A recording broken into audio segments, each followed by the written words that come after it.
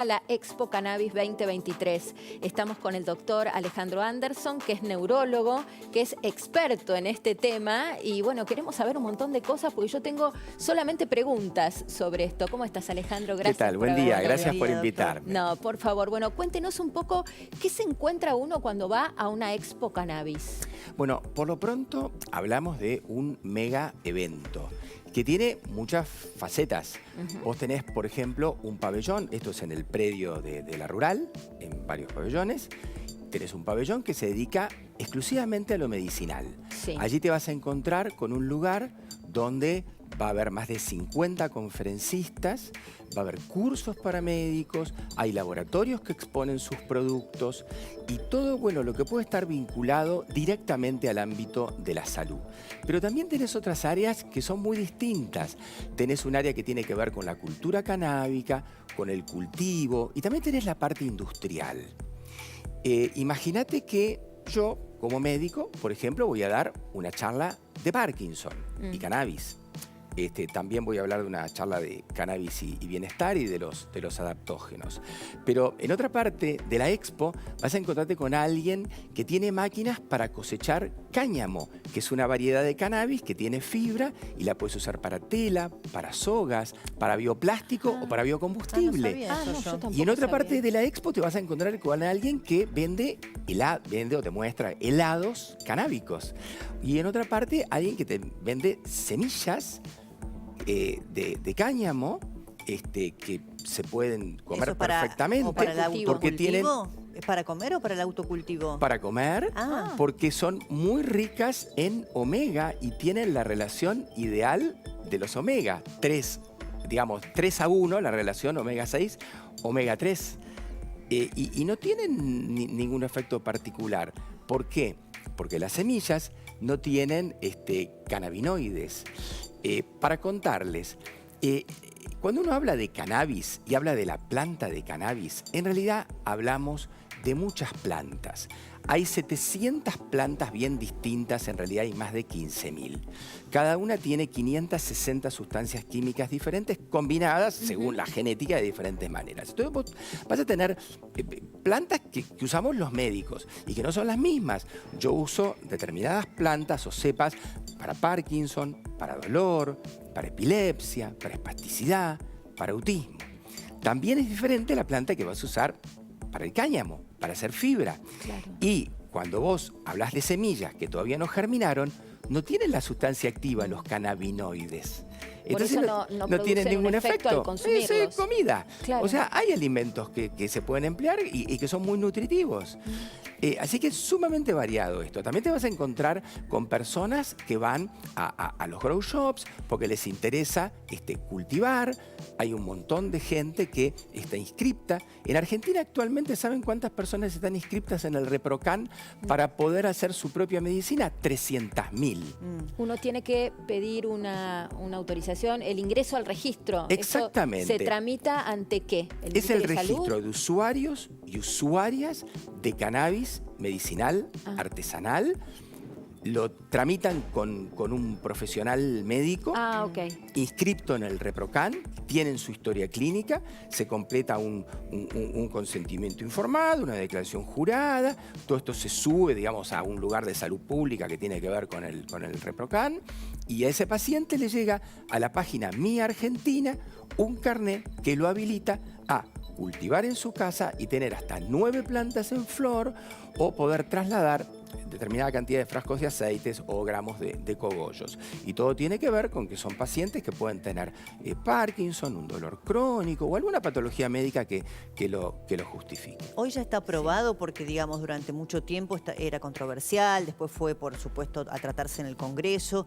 Hoy ya está aprobado el uso medicinal y realmente los beneficios que tiene del cannabis. Sí, mira, desde el punto de vista planeta, Débora, cuando hicimos la primera expo en el 2019 decíamos hay 10.000 trabajos científicos publicados en el PubMed sobre cannabis medicinal. Pues si quieres cannabis medicinal, aparecían 10.000. Ahora aparecen más de 25.000.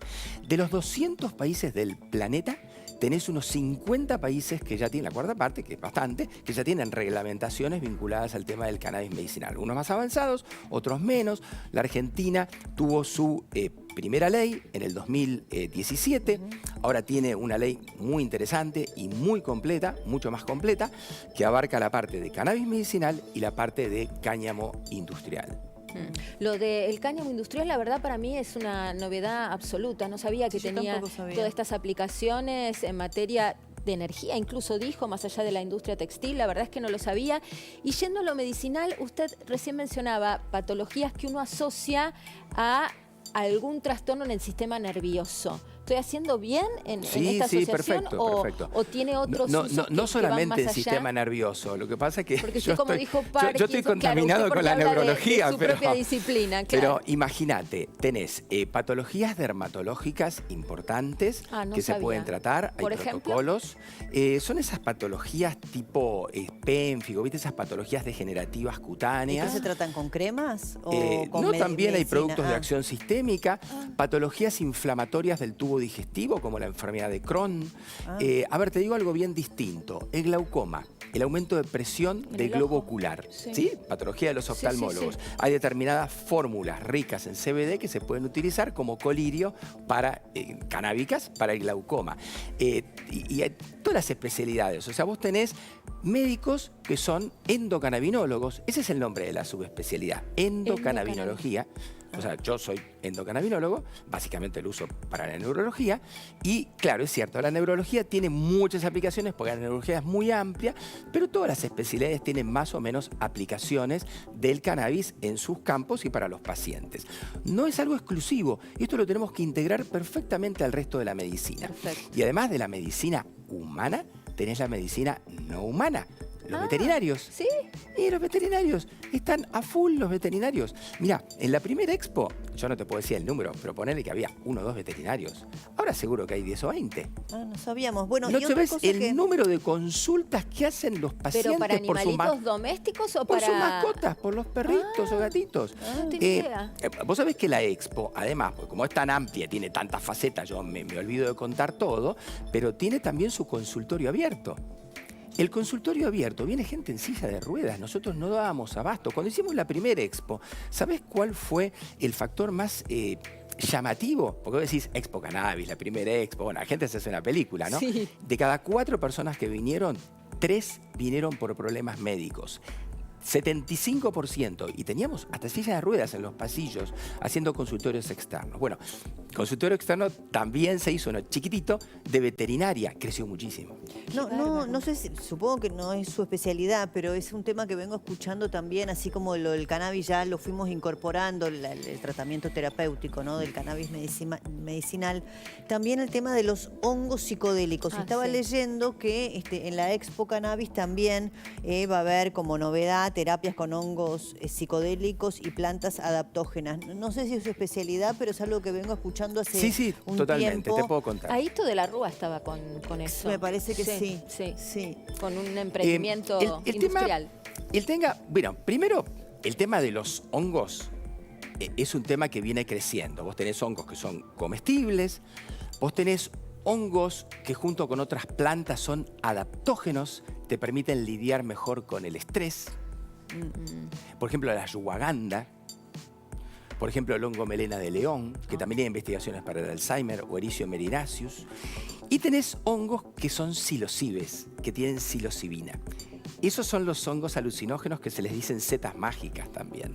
Bueno, Lo que pasa es que uno escucha alucinógeno y parece que uno pierde el control de la conciencia. Me da sí, pánico. pero no es tan así. O sea, a ver, ¿qué se hace y qué se sabe de los hongos alucinógenos? Primero que existen, por supuesto, hace muchísimos años. Por lo que dice Marina, no lo tenemos que relacionar con drogas adictivas. No sino con genera un- adicción.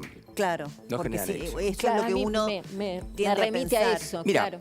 el tema sería así, explicado como médicamente. Vos, en tu sistema nervioso, en tu cerebro, tenés un montón de neuronas, 86.000 millones de neuronas que se conectan por neurotransmisores. Hay uno que se llama serotonina. Imagínate vos que la psilocibina genera como que la potencia a esa serotonina en determinados circuitos. Entonces, cuando nosotros trabajamos y estamos en la vida diaria, usamos un conjunto de neuronas donde viste que te manejás de manera un poco automática. Sí, claro. Sí. Bien, y vos ya sabés un poco quién sos y lo que te rodea y sabés todas las cosas que tenés que ir haciendo, no pensás todo lo que haces. Eso se llama red neuronal por defecto. Red neuronal por defecto. Cuando vos tenés, digamos, la acción farmacológica de la psilocibina, esa red es como que funciona de manera diferente. Deja de funcionar, o funciona mucho menos, y empiezan a funcionar otras partes del cerebro que habitualmente no ejercen tantos efectos. ¿Cuál es el resultado? Que tenés como una disolución de tu yo, de tu individualidad, y tenés como una sensación de unión con el resto. Es casi como el pensamiento místico extremo, ¿sí? Algo perdón, así. ¿y cómo Y se eso, consume? bueno, ¿Y cómo se eso- consume eso? no, pero eso genera unas horas de efecto que se traduce como en algo terapéutico que hace que la gente mejore del estrés postraumático, Ah, de las depresiones y de otra serie de cuadros neuropsiquiátricos con resultados muy interesantes. No solamente tiene que ver con el consumo en sí, sino con estar Sí, guiado una por un terapéutica. profesional para hacerlo. Pero ¿cómo se consumen? O sea, yo eso no lo conozco, lo del cannabis medicinal fuimos aprendiendo. Esto también está traducido en, no sé, pastillas, cremas, Infusiones. Te sí, cuento. no sé. Eso se puede consumir de dos maneras.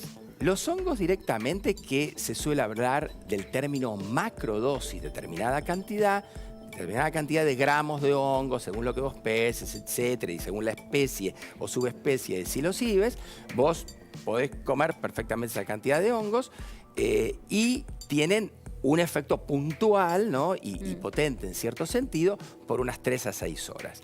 Pero también se está usando mucho ahora las microdosis. Las microdosis tendrían el mismo efecto terapéutico sin ninguna manifestación clínica. Y eso viene en cápsulas, por ejemplo. Y cuando se consume el hongo directamente, ¿dónde se consigue? O sea, yo no sé, desconozco. Eso no está un lugar de regulado, venta, no está regulado en ¿es libre? Argentina, pero la verdad que crecen en la naturaleza, porque los hongos, quiero decir, no son plantas, pero son, No. digamos, es un reino distinto del de las Claro, plantas. sí, entiendo que es para, bueno, algún Pero crecen en la trastorno- naturaleza. trastornos psiquiátricos, como dijo usted, estrés postraumático, algún tipo de patología de ese tipo, pero es compatible con la vida laboral, bueno, sí, con la habitual. lucidez, la necesidad de conectarse Las con el aquí y microdosis, sí, ahora. sí. Sí. Las microdosis son microdosis. compatibles. Ahora, y doctor, uno piensa, usted decía en ese momento, en el pico del efecto, que dijo de 3 a 6 horas, uno es como si cambiara de estado de conciencia, lo voy a explicar mal, y se uniera a un entorno y eso baja la ansiedad, el estrés. La pregunta es, cuando pasa el efecto, ¿uno genera alguna mejora sostenible o es solamente ese momento?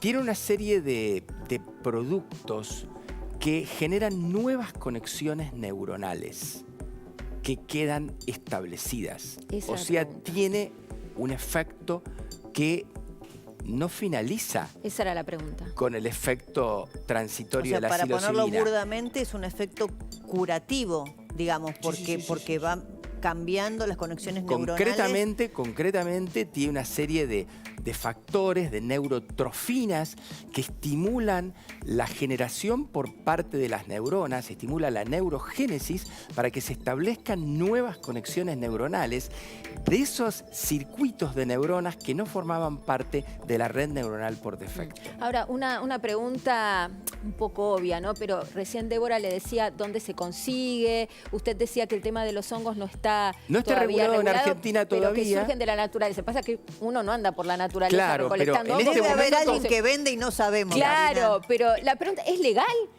Eso es algo que tenemos que regular. En el año 2019 teníamos muy pocas herramientas. En el año 2019 no estaba la ley actual, no estaba el ReproCan. Entonces era muy complicado el acceso al cannabis. Bien, eso ya está No, regulado. lo del cannabis me quedó clarísimo. Correcto. Hay que regular esto también, obviamente. Hay que regularlo. Lo tenés regulado en otros países. Y aparte yo te puedo hablar de un montón de publicaciones científicas que hablan de los hongos, psilocibes, que hablan de las microdosis, de las macrodosis.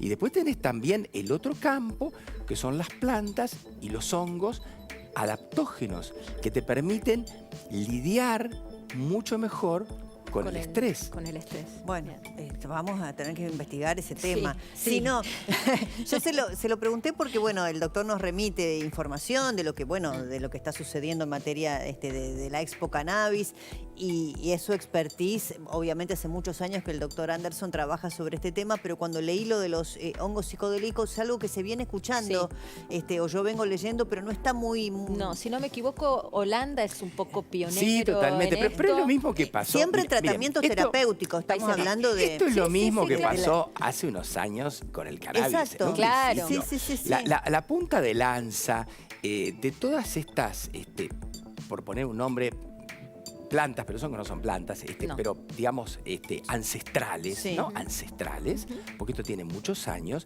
fue el cannabis. Y Bueno. atrás vienen el resto. Perdón, el ácido acetilsalicílico, la famosa valla. Sí, aspirina. la aspirina. Sale de la corteza del sauce. Exactamente. O sea que las- Del romero a la indometacina. Bueno, sí, los ¿qué ¿Qué remeros sería vienen de las mi pla- vida sin eso? Bueno, Los medicamentos- viene de la corteza del sauce, Marina, de un, Sí. bueno, de ahí. Entonces, Gracias Los a Dios medicamentos, existe la el mayoría vienen del mundo de las plantas, del mundo vegetal, y de los hongos vienen la mayor parte de los antibióticos que tenemos. Lo tenemos que volver a invitar, Tiene que doctor, volver, doctor, porque sí, abrimos una ventana inabarcable. totalmente. Y usted sabe de todos estos temas con mucha profundidad, entonces nos va abriendo además otros interrogantes. Doctor Anderson, gracias. Gracias por Muy invitarme. amable.